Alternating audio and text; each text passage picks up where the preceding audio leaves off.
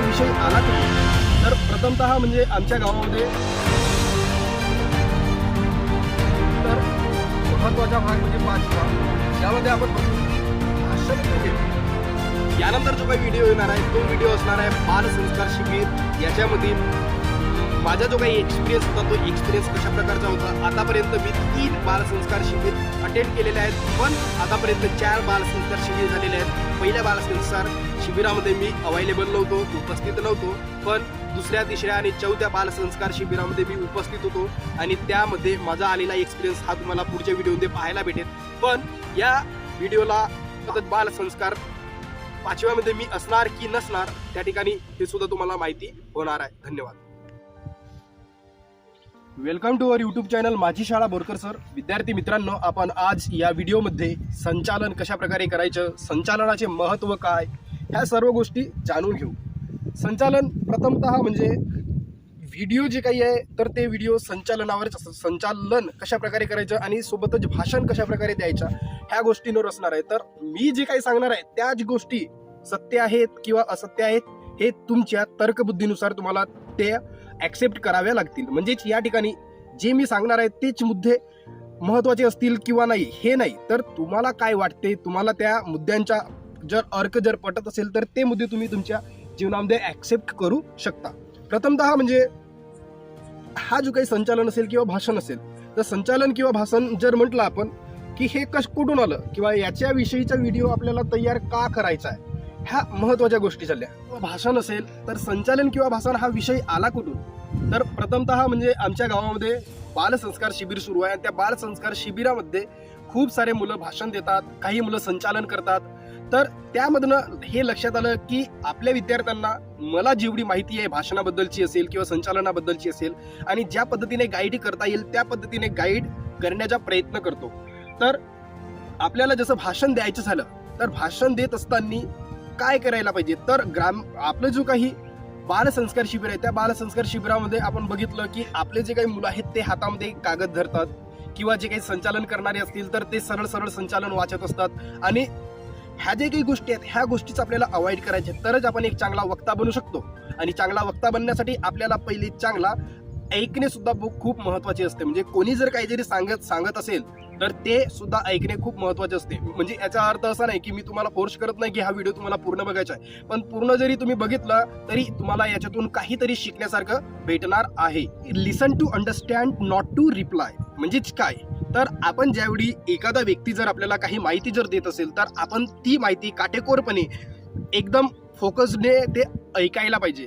ऐकणे का गरजेचं आहे, जर तुम्ही ऐकलात नाहीत तर तुम्ही जर एखादी गोष्ट प्रत्येक गोष्ट तुमच्या वाचनातून जाणार किंवा नाही जाणार हे म्हणजे आपण सांगू शकत नाही की हीच गोष्ट तुमच्या वाचनातून जाईल, पण तुम्ही एखाद्याला जर ऐकत असाल तर ऐकताना त्याच्या गोष्टींकडे पुरेपूरपणे लक्ष द्या आणि पुरेपूरपणे लक्ष देत असताना लक्षात ठेवा की आपल्याला त्या व्यक्तीला रिप्लाय करायचे नाही आहे, तर तो जो काही व्यक्ती आपल्याला जी माहिती देत असेल ती माहिती अंडरस्टँड करायची आहे, त्या माहितीविषयीचा आशय काय आहे आणि ते कशाबद्दल बोलत आहेत या सर्व पद्धतीने वेगवेगळ्या डायमेन्शनने त्या गोष्टीला बघायचं आहे। तर अशा प्रकारे जर तुम्ही एखादी गोष्ट म्हणजे आतमध्ये घेण्याचा जर प्रयत्न केला तर तुम्ही कोणत्या नाही कोणत्या ठिकाणी तरी तुमची जी काही तर्कबुद्धी असेल त्या तर्कबुद्धीला चांगल्या प्रकारचा एक आपण जसं आपल्या शरीरासाठी पोषक आहार म्हणतो तसंच तुमच्या मेंदूसाठीचा एक पोषक आहार तुम्हाला त्या ठिकाणी भेटेल आणि तुम्ही एक चांगले ऐकणारे जर बनला तर तुम्ही चांगले बोलणारे सुद्धा बनू शकता। तर विद्यार्थी मित्रांनो, आपण संचालन करत असताना काय करायला पाहिजे सर्वात महत्त्वाचे असते। संचालन करत असताना काय करायला पाहिजे, आपण जर असंच बोललो तरी काहीच वावगं नाही। म्हणजे ज्यावेळी आपण संचालन करतो ना त्यावेळी काहीही बोललो तरी काही वावगं नाही। म्हणजे फक्त आपला जो काही बोलण्याचा जो उद्देश असेल तो उद्देश योग्य असायला पाहिजे। मग त्यासाठी उद्देश योग्य असणे हे कुठून तयार होईल, तर प्रथमतः ज्यावेळी आपण संचालन म्हणतो तर संचालन हा काय असतो, तर एखाद्या कार्यक्रमाचा सर्वात महत्त्वाचा भाग म्हणजे संचालन असतो। मग संचालन करणारा जो काही व्यक्ती असेल तो सुद्धा तेवढाच महत्त्वाचा असतो त्या कार्यक्रमासाठी। मग संचालन करणारा जर व्यक्ती असेल आणि संचालक आपण त्याला म्हणतो तर संचालकाची काय भूमिका असावी याच व्हिडिओमध्ये आपण ते माहिती बघणार आहे। आणि बघत असताना सर्वात महत्त्वाचं म्हणजे पहिला की संचालकाने प्रत्येक गोष्टीचा काटेकोर निरीक्षण करायला पाहिजे। काटेकोर निरीक्षण याच्यामध्ये हे म्हणायचं आहे की ज्यावेळी एखादा व्यक्ती आपल्या पुढे भाषण देण्यासाठी येतो आणि भाषण देत असताना आपण तो जो काही भाषण देत असेल तर ते भाषण देत असतानाची जे काही आपण पॉइंट आहेत ते पॉइंट नोट करायला पाहिजेत. हे झालं थोडक्यामध्ये. त्यानंतर एखादा विषय जर असेल तर त्या विषयाबद्दलची काटेकोरपणे पूर्णतः माहिती आपल्याला माहिती पाहिजे. हा झालं दुसरं. अशा प्रकारे आपण खूप साऱ्या बघणार आहोत. तर संचालकाने प्रत्येक गोष्टीच्या काटेकोर निरीक्षण करायला पाहिजे. काटेकोर निरीक्षण तर कडला पूर्णतः लक्ष त्याच ठिकाणी असायला पाहिजे आणि तेव्हाच कार्यक्रमातील महत्वाचे मुद्दे आशय करतील आणि कार्यक्रमाचा अंदाज सुद्धा बांधता येईल. मग त्याच्यासाठी प्रथमतः काय करायला पाहिजे तर कार्यक्रम कोणत्या विषयावर आहे आणि कार्यक्रमाचा महत्वाचा उद्देश काय आहे हे एका संचालकाला माहित असणे सर्वात महत्वाचे असते. सुरू झाला ना? हो. काय हरकत नाही, जाऊ दे, सुरू राहू दे. तर काटेकोर निरीक्षणामध्ये सर्वात महत्वाचं म्हणजे कार्यक्रम कोणत्या ठिकाणी होत आहे, कार्यक्रम कशासाठी होत आहे, कोणासाठी होत आहे आणि कार्यक्रमामध्ये महत्वाचे पाहुणे कोण असणार आहेत, प्रमुख पाहुणे कोण असणार आहेत, सोबतच बोलणारे व्यक्ती कोण असणार आहेत, ह्या सर्व गोष्टी आपल्याला माहिती पाहिजेत. आणि ह्या गोष्टी ज्यावेळी आपल्याला माहिती असतात त्यावेळी सर्वात महत्वाचे असते जेव्हा जेव्हा आपल्या हातामध्ये माईक येतो, जेव्हा जेव्हा आपण त्या विद्यार्थ्यांसमोर जातो त्यावेळी फक्त एकच गोष्ट लक्षात ठेवायची की आपल्याला आजचा दिवस जो भेटलेला आहे ती संधी आपल्याला गमवायची नाही आहे. म्हणजे लक्षात ठेवायचं की ही पहिलीची संधी आहे. तुम्ही कितीही जरी भाषण दिलेलं असेल, कितीही संचालन जरी केलेलं असेल, पण लक्षात ठेवायचं की हा माझा पहिला आणि शेवटचा आहे. जर माझा पहिला जर चांगल्यात चांगला जर झाला तर मला पुढचे भाषण करता येतील आणि शेवटचा जरी असला तर मी आपल्या शेवटच्या श्वासापर्यंत या कार्यक्रमाचा जो काही कणा म्हणजे संचालक आहे, संचालन आहे किंवा भाषणही आहे, तर संचालन असेल, भाषण असेल, कणा म्हणजे स्टेज, तर याला मी कशा प्रकारे चांगल्यात चांगल्या पद्धतीने 100% मी या कार्यक्रमातील माझा जो काही भाग आहे, माझ्या वाट्याला आलेला जो काही काम आहे तो काम मी कशा प्रकारे चांगल्या पद्धतीने पार पाडतो याच्याकडे लक्ष ठेवायला पाहिजे. आणि अशा प्रकारे जर तुम्ही आपली स्वतःची जिम्मेदारी जर समजलात, संचालक असेल, भाषण असेल किंवा आणखी कोणत्याही पद्धतीने पार्टिसिपेट जरी तुम्ही करणार असाल त्या ठिकाणी किंवा ऍक्टिव्हिटीमध्ये जरी भाग घेत असाल तर फक्त एकच गोष्ट लक्षात ठेवायची की एखादी गोष्ट जर आपण करत असू तर त्याच्या प्रथमतः म्हणजे एक की हा माझा काम जो आहे हा माझा सर्वात शेवटचा काम असणार आहे, म्हणून मी याला परिपूर्णतः माझा 100% मी त्या ठिकाणी देणार. आणि दुसरी गोष्ट लक्षात ठेवायची की माझा हा पहिलाच आहे आणि हा जर चांगला जर झाला तर मला पुढची संधी भेटण्यासाठी मला कोणीही अडू शकत नाही. अशा पद्धतीने जर तुम्ही कार्यक्रमाची आखणी जर केलात, कार्यक्रम कोणासाठी आहे, कार्यक्रम कोणत्या ठिकाणी आहे, कशासाठी आहे, ह्या गोष्टी जर तुम्ही लक्षात घेतलात आणि कार्यक्रमाचा विषय जर लक्षात घेतलात तर तुम्हाला कार्यक्रमाचा जो काही कणा आपण म्हणतो त्या कण्याविषयीची तुम्हाला महत्व काय असेल ते सुद्धा त्या ठिकाणी कळेल. आणि अशा पद्धतीने तुमच्या हातामध्ये कार्यक्रमाची सर्वात महत्वाची धुरा तुमच्या हातामध्ये सोपवली जाईल. आणि ह्याच नाही तर गावामध्ये होणाऱ्या, मलाही सुद्धा गावामध्ये खूप सारे लोक बोलावतात, म्हणजे असं नाही की बोलवत नाहीत, बोलावतात. खूप साऱ्या कार्यक्रमामध्ये मी संचालक म्हणून सुद्धा काम केलेलं आहे. तर कुठून आलेलं आहे ते सर्व ह्याच ठिकाणावरून. पण सर्वात आधी आपल्याला स्वतःला प्रूव्ह करावं लागेल. म्हणजे तुम्ही स्वतः एखाद्या ठिकाणी न जाता तुम्हाला जर कोणी इन्व्हाइट जर करत असेल तर त्या ठिकाणचा आलेला अनुभव हा खूप महत्वाचा असतो. म्हणून ते आलेले अनुभवावरून आपल्याला गर्व सुद्धा यायला नको. आपल्याला त्याचा रिस्पेक्ट करायला पाहिजे आणि समोरचे व्यक्ती काय आहेत, कसे आहेत, तेच पद्धत ज्या पद्धतीने आपण आधी बोललेलो आहोत त्या पद्धतीने तुम्ही संचालक असेल, भाषण असेल, अशा पद्धतीने त्या कार्यक्रमाची तुम्ही जर चांगली वाटणी जर केली आणि स्वतःचा त्या ठिकाणी काय महत्व आहे, स्वतःच्या त्या ठिकाणी कोणत्या प्रकारच्या तुम्ही त्या ठिकाणी ऍक्ट करणार आहात, ह्या गोष्टी जर तुम्हाला जर कळल्या तर कार्यक्रमामध्ये तुमची धुरा सांभाळण्यासाठी तुम्हाला कोणीही अडवू शकत नाही. आपण पहिली गोष्ट बघितली की कार्यक्रमाची सुरुवात, संचालक हा कार्यक्रमाचा सर्वात महत्वाचा भाग असतो. आणि दुसरी म्हणजेच की कार्यक्रम करत असताना आपल्याला सर्व गोष्टी, मग त्याच्या प्रत्येक गोष्टीचं निरीक्षण करायला पाहिजे. ह्या झाल्या त्या कार्यक्रमाच्या महत्वाच्या गोष्टी. मग आपण प्रथमतः बघितलेलं होतं की कार्यक्रमाचा सर्वात महत्वाचा म्हणजे प्रथमतः टप्प्याटप्प्याने जर गेलो तर आपण विषयाकडे सर्वात आधी वळलेलो होतो की विषय कशा प्रकारे आहे, कोणत्या प्रकारे आहे आणि त्या ठिकाणी कोण कोण येणार आहेत. अशा पद्धतीने आपण पहिल्या मुद्द्यामध्ये बघितलं. आणि दुसऱ्या मुद्द्यामध्ये बघितलं की कार्यक्रम कोणासाठी आहे, कशासाठी आहे, कोणत्या ठिकाणी आहे, कार्यक्रमाचा उद्देश काय आहे, ह्या जर गोष्टी जर आपल्याला कळल्या तर त्या गोष्टी जर कळल्या तर आपण पुढे कार्यक्रमाची धुरा चांगल्या पद्धतीने ग्राह्य आणि चांगल्या पद्धतीने आपण आपल्या भरोश्यावर तो कार्यक्रम पुढे चालवू शकतो. त्यानंतर आपण जर महत्वाचं जर बघितलं तर तिसरा असतो की भाषण देणारा जो काही व्यक्ती असेल तर भाषण देणारा व्यक्ती ज्यावेळी स्टेजवर येतो तर त्यावेळी प्रथमतः संचालन करणारा जो काही व्यक्ती असेल त्या संचालन करणाऱ्या व्यक्तीला लक्षात ठेवायला पाहिजे.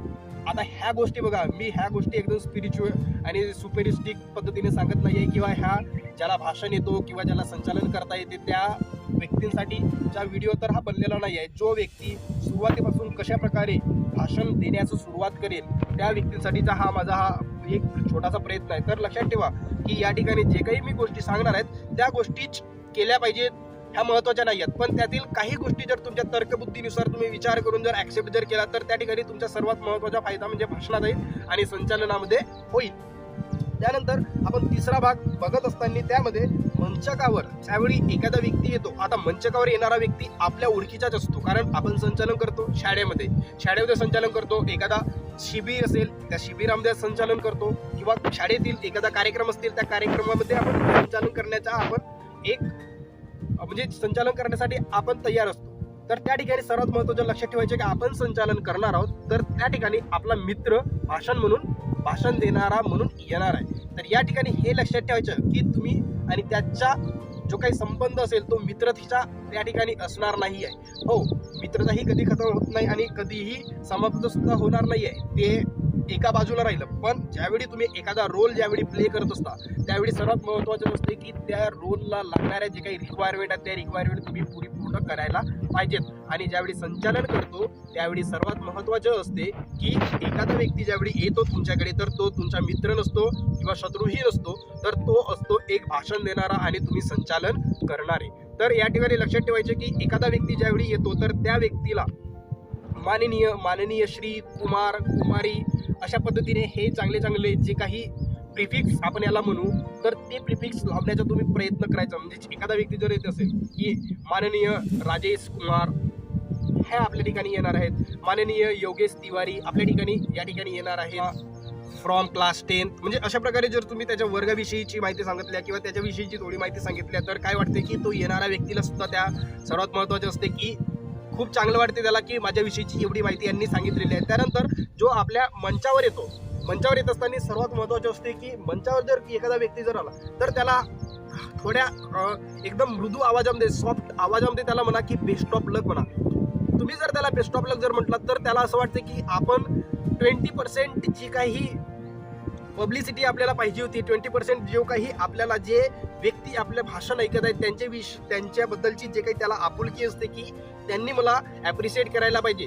तर तुम्ही जर त्याला बेस्ट ऑफ लक जर म्हटलं तर त्याला त्या ठिकाणी माहिती असते की माझं या ठिकाणी 20% मी जिंकलेलो आहे. तर तुम्ही त्याला त्यांचे जे काही हिंमत आहे, कॉन्फिडन्स आहे, ते कॉन्फिडन्स कशाही प्रकारे तुम्ही वाढवू शकता. म्हणजे या ठिकाणावरून सर्वात महत्त्वाचं असते की तुम्ही एखादा व्यक्ती भाषण देणारा जर असेल तर त्याला तुम्ही कशा पद्धतीने हँडल करता हे सुद्धा खूप महत्त्वाचे असते. म्हणजे त्या ठिकाणी मी बोललेला आहे की संचालन करणारा जो काही असेल, संचालन हा कार्यक्रमाचा एक महत्त्वाचा कणा असतो. जसा आपल्या पाठीचा कणा असतो तसाच संचालन हा कार्यक्रमाचा कणा असतो. आणि संचालक हा त्या कण्याचा सर्वात महत्त्वाचा, म्हणजे त्याला कशा प्रकारे राहायला पाहिजे, कशा प्रकारे चालायला पाहिजे, कोणत्या पद्धतीने कोणत्या ठिकाणी कशा पद्धतीने काय करायला पाहिजे, ह्या सर्व गोष्टी जर कोणी हँडल करत असेल तर तो असतो संचालक. मग संचालकाची ही महत्त्वाची भूमिका असते. म्हणजे संचालक फक्त संचालक म्हणूनच राहत नाही, तर संचालक म्हणजे हा सर्व कार्यक्रमाची एकूण एक बाजू मांडण्याचा, एकूण एक बाजू चांगल्या पद्धतीने ऍक्सेप्ट करण्याचा काम तो संचालक करत असतो. त्यानंतर तर ऑलरेडी आपण बघितलेलं आहे की कार्यक्रम करत असताना सर्वात महत्त्वाचं म्हणजेच की भाषण देणारा जो काही आपल्याकडे येणारा जो काही वक्ता असतो तर त्या वक्त्याचं मनोबल वाढवणे हे सुद्धा संचालकाचे एक काम आहे. त्यानंतर जो व्यक्ती भाषण देतो आणि भाषण देण्यास ज्यावेळी सुरुवात करतो तर त्यावेळी आपण त्याचे भाषण काटेकोरपणे निरीक्षणाने ऐकायला पाहिजे आणि सोबतच तो कोणकोणते मुद्दे त्या ठिकाणी मांडतो ते मुद्दे सुद्धा आपण आपल्या छोट्याशा वहीमध्ये नोट करायला पाहिजे. ह्या गोष्टी का महत्त्वाच्या आहेत तर सर्वात महत्त्वाचं म्हणजे संचालकाची ही भूमिका असायला पाहिजे की जो काही व्यक्ती आपल्या पुढे येतो त्या व्यक्तीचं भाषण पूर्ण झाल्याच्या नंतर आपल्याला त्या व्यक्तीने किती, कशा आणि कोणत्या पद्धतीने भाषण दिला आणि कोणत्या विषयाला त्या व्यक्तीने पकडलं तर त्याविषयी आपल्याला बोलता यायला पाहिजे. हे झालं महत्त्वाचं. पण एखादा व्यक्ती जर बोलत असेल, जर तुम्ही एखादा टॉपिक जर ठेवलेला असेल की डिजिटल, तर डिजिटलायझेशन ऑफ इंडिया याचे फायदे आणि तोटे हे जर तुम्ही जर ठेवलेलं असेल तर तुम्हाला एक व्यक्ती म्हणून, एक संचालक म्हणून त्या विषयाची माहिती पाहिजे. माहिती म्हणजे कशा प्रकारची, तर आपण पहिल्याच महत्वाची माहिती घेतली होती पहिल्याच पॉईंटमध्ये. आणि पहिल्याच पॉईंटमध्ये माहिती घेत असताना आपण लक्षात घेतलेलं होतं की कार्यक्रम कोणत्या पद्धतीने आहे, का आहे, तर त्या विषयाबद्दलची माहिती तुम्हाला पाहिजे. हे आपण सर्वात आधी बघितलेलं होतं. मग ते माहिती घेत असताना त्याचा फायदा तुम्हाला या ठिकाणी होणार आहे चौथ्या पॉईंटमध्ये. आणि चौथा पॉईंट हा आहे की भाषण देणारा व्यक्ती आपल्याकडे आला तर भाषण देणारा व्यक्ती ज्या विषयावर बोलेल तो त्या डिजिटलायझेशनवरच बोलेल. म्हणजे डिजिटलायझेशनवर तुम्हाला पूर्ण माहिती पाहिजे. मग तुम्हाला जर पूर्ण माहिती असेल तर तो जो भाषण देणार आहे तो काय करेल, त्याच्यातून 1-2 पॉईंट पॉझिटिव्ह आणि 1-2 पॉईंट निगेटिव्ह बोलेल. तर त्या 1-2 पॉईंट पॉझिटिव्ह आणि 1-2 पॉईंट निगेटिव्हवर तुम्हाला भाषण संपल्याच्या नंतर बोलता यायला पाहिजे. म्हणून सर्वात महत्त्वाचं आहे की प्रथमतः आपण विषयावर बोललेलो होतो, आणि दुसरा कार्यक्रम कोणत्या ठिकाणी आहे, कशासाठी आहे, कोणासाठी आहे हे. त्यानंतर तिसरा, भाषण देत असताना आपल्या पुढे कोण येत आहे हे लक्षात न ठेवता फक्त लक्षात ठेवायचं मी संचालक आहे, आणि दुसरा येणारा जो आहे तो वक्ता आहे, तो भाषण देणारा व्यक्ती आहे. त्याच्याशी मला प्रामाणिकतेने, सन्मानाने, मर्यादेच्या माझ्या आणि त्याचा संबंध असायला पाहिजे. हे झालं. त्यानंतर आपण तिथेच बघितलं की भाषण देणाऱ्या व्यक्तीचं मनोबल वाढवणे हे सुद्धा आपलं स्वतःचं आणि महत्त्वाचं काम त्या संचालक म्हणून आपल्याला करायचं आहे. आणि चौथा पॉईंट आपण बघितलेलं होतं. चौथ्या पॉईंटमध्ये बघितलं की एखादा व्यक्ती ज्यावेळी भाषण देतो तर आपलं सर्वात महत्त्वाचं काम आहे की महत्त्वाचे मुद्दे नोट करणे, आणि महत्त्वाचे मुद्दे नोट केल्याच्या नंतर त्या महत्त्वाच्या मुद्द्यावर आपल्याला बोलता येणे. याच्यामधून काय दिसतं, तर याच्यामधून दिसतं की तुमचा सेन्स ऑफ ह्युमर किती पद्धतीने, कशा पद्धतीने लक्षात ठेवतो, आणि किती पद्धतीने तुम्ही एखाद्या सब्जेक्टला कशा प्रकारे तुम्ही हँडल करता, ह्या सर्व गोष्टी त्या ठिकाणी तुम्हाला बघायला भेटतील. महत्वाचा भाग म्हणजे 5वा, यामध्ये आपण बघू की भाषण देत असताना, आणि हा जो काही मुद्दा असेल हा प्रत्येकासाठी लागू होतो. हा जो काही भाषणाचा मुद्दा आहे 5वा आपला, तर हा प्रत्येकाला लागू होतो.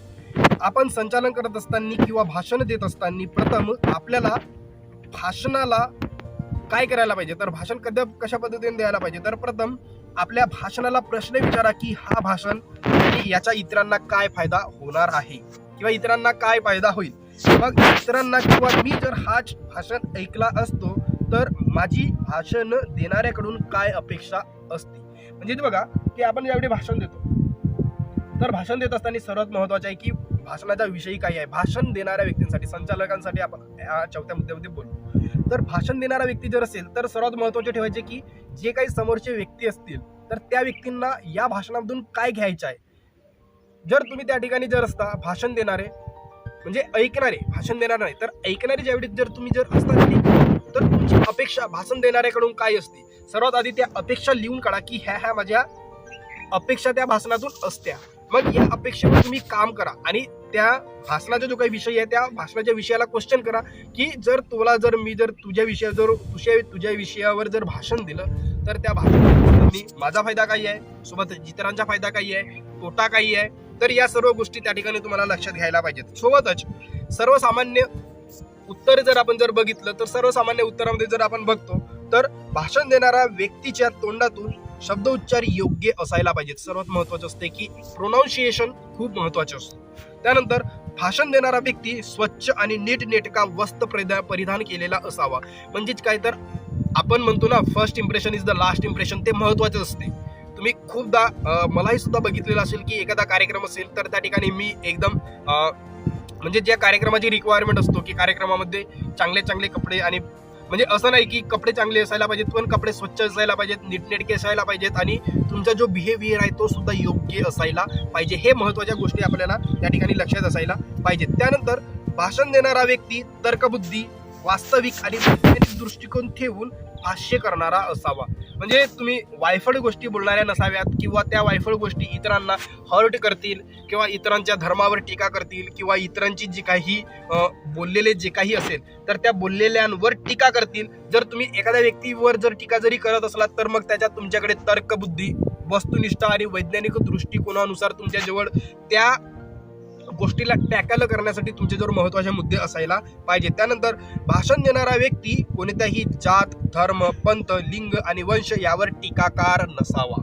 सर्वात महत्त्वाचं हेच आहे की आपण एखाद्या धर्मावर टीका करायला नाही पाहिजे, एखाद्या पंथावर टीका करायला नाही पाहिजे, एखाद्या वंशावर टीका करायला नाही पाहिजे. हे जर आपण टाळलं तर आपला भाषण सर्वात महत्वाचं म्हणजे आपला भाषण लोकांच्या हृदयात जाऊन बसतो.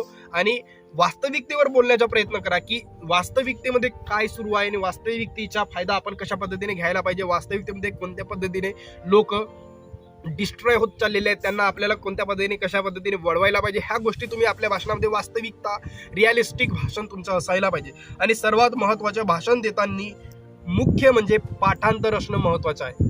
हे सर्वात महत्त्वाचं आहे. आपण याच्यासाठीच म्हणून हा एक महत्त्वाचा एक व्हिडिओमधील आशय होता किंवा व्हिडिओ बनवण्यामागचा उद्देश होता की आपले जे काही विद्यार्थी होते बाल संस्कार शिबिरामधील असतील किंवा स्टुडंट इम्प्रुव्हमेंट प्रोग्राम, त्याच्यामध्ये विद्यार्थी ज्यावेळी भाषण करतात तर त्यावेळी विद्यार्थी भाषण करत असताना ते सोबत एखादं पेज घेऊन यायचे. तर असे न करता काय करायचं, मग भाषण जर मूक पाठांतर जर करायचं असेल तर काय करायला हवं, तर भाषण जर मूक पाठांतर करायचं असेल तर सर्वात महत्त्वाचं आहे की भाषणाविषयी सर्वात आधी ज्यावेळी तुम्हाला माहिती होती की भाषण या विषयावर होणार आहे, तर सर्वात आधी भाषण असा फिरणं मामा असा ये असा कागद नाही दिसला पाहिजे, लक्षात ठेवायचं.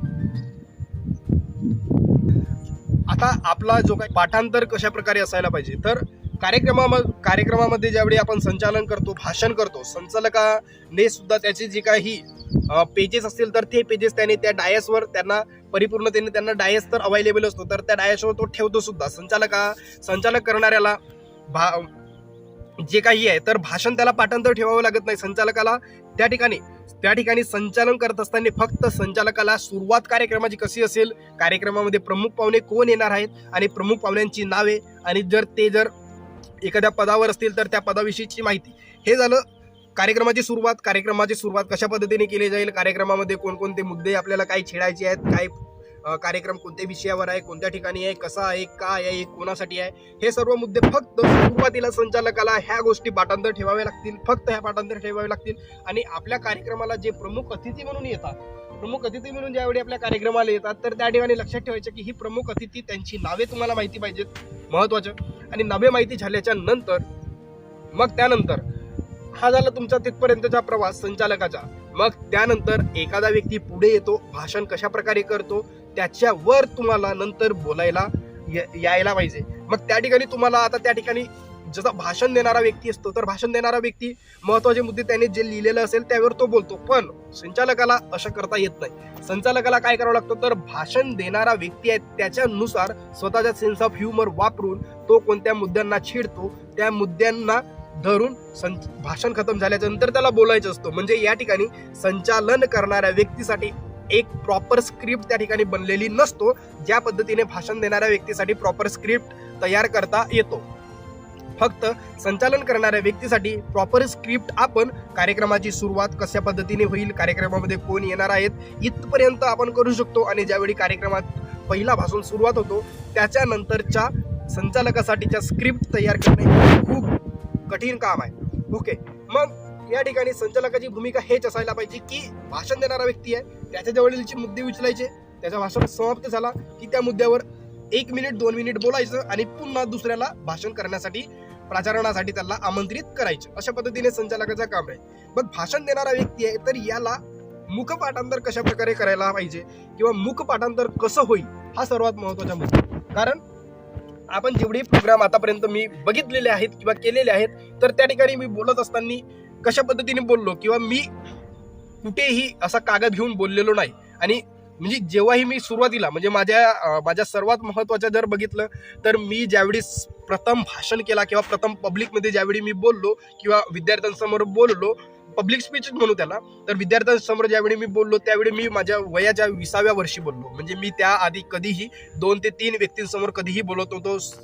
कॉन्फिडन्स एकदम लो किंवा माझे जे काही आता शब्द तोंडामधून स्पष्ट, जे काही शब्द कमी प्रमाणात किंवा मीडियम पद्धतीने जे काही माझ्या तोंडामधून स्पष्ट शब्द निघतात, माझी जीभ पलटत नव्हती, मला जे बोलायचे ते मी बोलू शकत नव्हतो, ह्या सर्व गोष्टी माझ्यासोबतही व्हायच्या. असं नाही की मी कुठेतरी काही दवाई घेतलं आणि दवाई घेतल्याच्या नंतर माझी जीभ पातळ केली, नाही.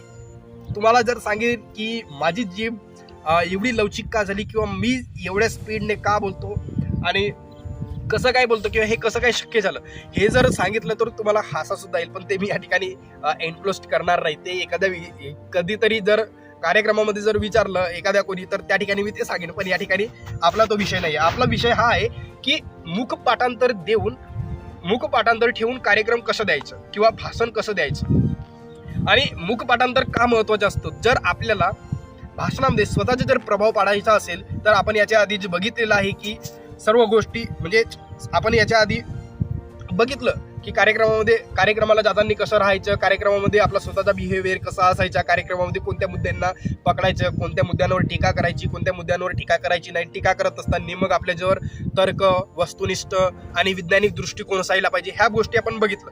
तर आपला हाच आहे की या गोष्टींवर हा झाला की आपल्या भाषणाचा आशय अशा पद्धतीने आपला भाषण असायला पाहिजे. आणि मूक पाठांतर जर भाषण असेल तर आपला भाषण 100% सक्सेस झाला हे समजायचं. मग 100% सक्सेस होण्यासाठी आपल्याला मूक पाठांतर करायचं आहे. मग ते कसं करायचं तर ज्यावेळी तुम्हाला माहिती होते की हा आपल्या कार्यक्रमाचा विषय आहे, ओके, हा आपल्या कार्यक्रमाचा विषय आहे, ज्यावेळी तुम्हाला माहिती होते त्यावेळी एकही गोष्ट, एकही पुस्तक चाडण्याआधी, कोणताही संदर्भ वाचण्याआधी महत्वाचा आहे त्या भाषणाविषयी किंवा त्या भाषणाच्या विषयाविषयी तुमच्या मेंदूमध्ये किती माहिती दडलेली आहे ती दडलेली माहिती सर्वात आधी पेजवर लिहिण्याचा प्रयत्न करा. आणि जे काही आठवते जशा पद्धतीने आठवते त्या ठिकाणी लक्षात ना, त्या ठिकाणी ज्या पद्धतीने आपण भाषण देतो त्यावेळी आपला भाषण काय असतो तर एक आपण मुद्दे बरोबर पद्धतशीरपणे त्यांना हाताळतो. पण ज्यावेळी आपण लिहितो, सुरुवातीला लिहित असतो त्यावेळी तुम्हाला जाणवेल की आपण लिहित असताना आपले जे काही मुद्दे आहेत ते मुद्दे खाली वर होत आहेत किंवा हा मुद्दा इथं पाहिजे होता, तिथं पाहिजे होता, हे गोष्टी लक्षात नका ठेवू. फक्त तुमच्या माइंडमध्ये त्या सब्जेक्ट नुसार काय काय येतो ते फक्त लिहिण्याचा प्रयत्न करा. 2 ओळी एक शब्द जरी येत असेल त्या एक शब्द सुद्धा लिहा, दुसऱ्या ओळीवरचा आणखी सेंटेन्स लिहा. म्हणजे अशा पद्धतीने जेवढे पॉईंट तुमच्याजवळ बनतात, कीवर्ड्स म्हणतात, ते सर्व त्या ठिकाणी तयार करा की या पद्धतीने माझ्या मेंदूमध्ये एवढे पॉईंट, 20 पॉईंट माझ्या मेंदूमध्ये आहेत. मग आणखी त्याला एक्सप्लोर करण्याचा प्रयत्न करा, एक्सपांड करण्याचा प्रयत्न करा. पण या ठिकाणी थोडं थांबा. फक्त आता तुम्हाला माहिती झालं की जो काही विषय तुम्हाला भेटलेला आहे त्या विषयामध्ये तुम्ही कच्चे नाही आहात याच्यावर सर्वात आधी माहिती तुम्हाला होईल. तर त्यावेळी या ठिकाणी तुमचा कॉन्फिडन्स वाढलेला असेल. कॉन्फिडन्स अशा प्रकारचा वाढलेला असेल की मी जरी काहीही जरी वाचलो नाही, मी जरी भाषणाविषयी जरी माहिती गोळा जरी नाही केली तरी या मुद्द्यावर मी भाषण करू शकतो, हा तुमच्याजवळ कॉन्फिडन्स आला. त्यानंतर काय करायचं तर जे काही तुम्ही मुद्दे लिहिलेले आहेत ते मुद्दे तुम्ही साईडला ठेवा. साईडला ठेवल्याच्या नंतर संदर्भ ग्रंथ घ्या, इंटरनेटवर माहिती घ्या, युट्यूबवरून माहिती घ्या, त्या विषयीची माहिती काढा की हा विषय कसा आहे, काय आहे, याचे फायदे तोटे, आणि तुम्हाला फायदे आणि तोटे या विषयावर बोलायचे आहे की फक्त फायद्यांवर बोलायचं आहे, तोट्यांवर बोलायचं आहे. तर अशा पद्धतीने ते लक्षात ठेवा. त्यानंतर बोलत असताना मग विचार करत असताना जो काही पहिला पॉईंट असतो आपला की आपल्याला, तर बघा भाषण देत असताना सर्वात आधी आपण लक्षात घेतलं आहे की आपला जो काही भाषण असेल तर त्या भाषणाविषयी आपल्याला किती माहिती आहे ते आपण काय करतो तर लिहिण्याचा प्रयत्न करायचा. मग ते लिहिल्याच्या नंतर थोडा त्या ठिकाणी एक्सप्लोर करण्यासाठी विचार करायचा, politically, economically, socially, geographically, historical, म्हणजे अशा पद्धतीने जर तुम्ही विचार केला तर तुम्ही प्रत्येक क्षेत्रात माहीर होण्याचा प्रयत्न करतात आणि प्रत्येक क्षेत्रामधून तुम्ही विचार करण्याचा प्रयत्न करतात. पॉलिटिकली तुम्ही त्या विषयाकडे बघतात, सोशली तुम्ही त्या विषयाकडे बघतात, इकॉनॉमिकली त्या विषयाकडे बघतात. याच्यामुळे काय होईल तर त्या गोष्टींमध्ये एक वेगळ्या पद्धतीने वस्तुनिष्ठता सोबतच वैज्ञानिक दृष्टिकोन त्या ठिकाणी ऑटोमॅटिक येईल. मग हे झाल्याच्या नंतर आंतरजालावर जायचं, संदर्भ ग्रंथ वाचा, युट्यूबवर बघा, माहिती बघा, मग पॉझिटिव्ह माहिती, निगेटिव्ह माहिती, आणि त्यानंतर त्याचे परिणाम काय होतात हे सर्व गोष्टी तुम्ही लिहा, ऐका, खूप सारे ऐका, काही वाचन करा. आणि मग त्याच्यानंतर पुन्हा काय काय वाचलेलं आहे, काय काय लिहिलेलं आहे, तुम्हाला काय काय माहिती आहे ते तुम्ही लिहा त्या ठिकाणी. आणि लिहत असताना काय करायचं तर आपण सर्वात आधी जे काही मुद्दे आपल्या माइंडमध्ये होते ते मुद्दे ऑलरेडी आपण सर्वात आधी वाचण्याच्या आधी संदर्भ ग्रंथ, इंटरनेटवर, युट्यूबवर जाण्याआधी आपण आपले पॉईंट आपण लिहिलेले होते. तर ते पॉईंट काय करा सर्वात आधी ते पॉईंट. मग तिसऱ्या वेळी काय करायचं तर इंटरनेटवरून जी काही माहिती घेतलेली आहे ती तिसऱ्या ठिकाणी आपल्याला त्या माहिती लिहायची आहे की आपल्याला आता किती आपल्याला माहिती ग्रास्प झालेली आहे, आपल्या माइंडमध्ये ती माहिती किती आहे. तर पहिले मुद्दे धरूनच तिसऱ्या ठिकाणी यायच्या आणि इंटरनेटवरून जे काही माहिती काढली तर त्या मुद्द्यांना धरून एक स्वतःची स्क्रिप्ट तयार करा, पूर्ण भाषणच लिहायचं त्या ठिकाणी. भाषण असणार आहे. मग पूर्ण भाषण लिहा.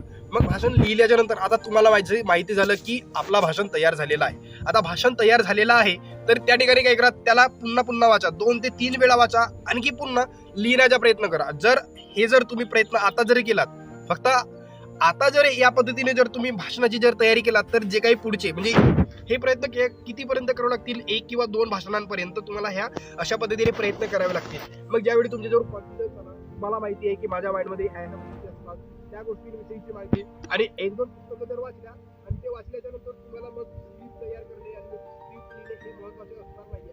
पण स्क्रिप्ट मधून आपण काय शिकतो, तर स्क्रिप्ट लिहिल्याच्या नंतर आपण सर्व स्क्रिप्ट आपण पूर्णतः म्हणजे तोंडपाठ आपण पूर्ण स्क्रिप्ट करू शकत नाही, बरोबर. पण तोंडपाठ आपल्याला पूर्ण स्क्रिप्ट करू शकत नाही किंवा आपण करणे हे सुद्धा शक्य नाही. त्यासाठी काय करायचं, तर आपल्याला माहिती आहे की आपला भाषण हा तयार झालेला आहे आणि तुम्हाला माहिती आहे की यातील जे काही मुद्दे आहेत ते तर माझ्या ऑलरेडी माइंडमध्ये होते. फक्त मी काय केलं की माझ्या काही माइंडमध्ये असणाऱ्या जे काही गोष्टी होत्या त्यांना आणखी पुढे एक्सपांड करण्यासाठी त्या विषयावर बोलण्यासाठी, चांगल्या पद्धतीने बोलण्यासाठी म्हणून मी इंटरनेटचा वापर केला, आंतरजालाचा वापर केला, हे केलं तर आणि युट्यूबचा वापर केला. तर याच्यामधून तुम्हाला माहिती झालं की तुमच्या माइंडमध्ये ह्या गोष्टी आहेत आणि युट्यूबवरून ह्या गोष्टी घेतलेल्या आहेत, आंतरजालावरून ह्या गोष्टी घेतलेल्या आहेत आणि स्क्रिप्ट तयार झालेली आहे. ते स्क्रिप्ट 2 वेळा वाचा, तुम्हाला त्याच्यातून काहीतरी महत्त्वाचे कीवर्ड्स भेटतील आणि ते कीवर्ड्स भेटल्याच्या नंतर त्या कीवर्ड्स एखाद्या छोट्याशा पेजवर लिहा आणि तो पेज जरी तुम्ही भाषणामध्ये जरी घेऊन गेलात किंवा नाही जरी घेऊन गेलात तरी तुम्ही पहिल्या भाषणाच्या वेळी ते तुमचे मुद्दे तुम्ही घेऊन जाणार, दुसऱ्या वेळी घेऊन जाणार, पण तिसऱ्या वेळी तुम्हाला स्क्रिप्ट तयार करण्याची किंवा महत्त्वाचे मुद्दे किंवा महत्त्वाचे जे काही कीवर्ड्स म्हटलो आता तर ते कीवर्ड्स सुद्धा काढण्याची तुम्हाला गरज त्या ठिकाणी पडणार नाही. मग अशा पद्धतीने जर तुम्ही भाषणाची जर तयारी केलात, संचालनाची जर तयारी केलात तर नक्कीच तुम्ही एक चांगले संचालक आणि चांगले भाषणकर्ता तुम्ही होणार. म्हणजे मला वाटते की या पद्धतीने जर तुम्ही भाषणाची जर तयारी केलात तर सर्वात महत्त्वाचं की तुम्ही भाषणाचं संचालन चांगल्या पद्धतीने कराल, सोबतच तुमच्यामध्ये कॉन्फिडन्स चांगल्या पद्धतीने येईल. आणि हा जो काही आपला शेवटचा मुद्दा होता की भाषण पाठांतर करत असताना हे जे काही आपण 3 ते 4 पद्धतीने भाषण या पद्धतीने जर गेलं तर आपल्याला भाषण पाठांतर होतो आणि मग शेवटी कीवर्ड्स भेटतात.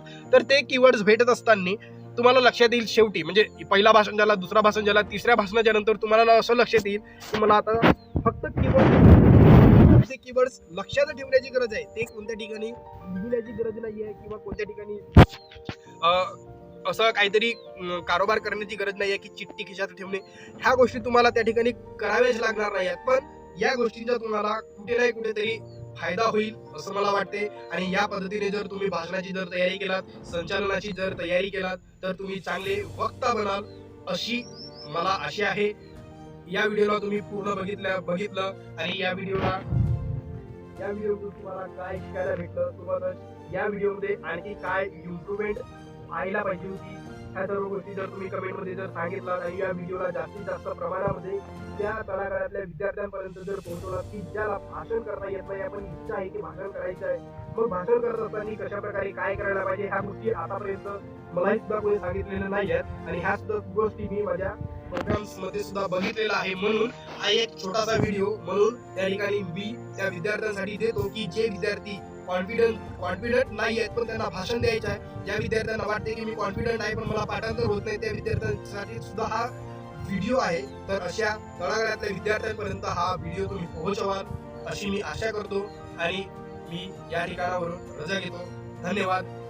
लाईक करा, कमेंट करा, शेअर करा आणि तुम्ही जर सबस्क्राईब जर नसेल केला तर सबस्क्राईब करा आणि बेल आयकॉन बटनला हिट करा. थँक्यू, धन्यवाद. व्हिडिओ वॉच केल्याबद्दल धन्यवाद.